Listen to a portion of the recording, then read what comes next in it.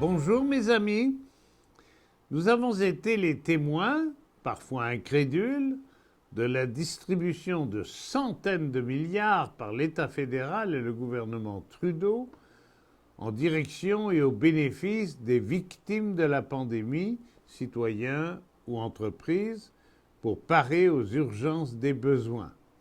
Au total, un peu plus de 350 milliards de dollars, soit un doublement des dépenses courantes de l'année, avec une dette de près de 1000 milliards environ au niveau du Canada. D'où vient cet argent? Eh bien, il n'existe pas. Nous l'empruntons aux générations futures qui devront le rembourser. Tôt ou tard, la Banque du Canada se remboursera. Nos enfants, nos petits-enfants et leurs descendants sont ou seront autant de citoyens contribuables qui devront éponger cette dette avec des taux d'intérêt qui vont l'alourdir fortement. Autant d'argent et de crédit qui ne pourront pas servir à des programmes et à des services en direction des citoyens.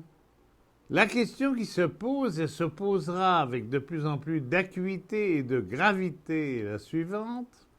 Les générations futures accepteront-elles de payer, soit pour la poursuite et la reconduction du même système économique de plus en plus inadapté et inégalitaire, d'un même système politique paralysé par le paiement obligé de la dette augmentée de 350 milliards de dollars, plus les intérêts, avec une pauvreté systémique et endémique, en particulier pour près de la moitié des retraités d'aujourd'hui et de demain?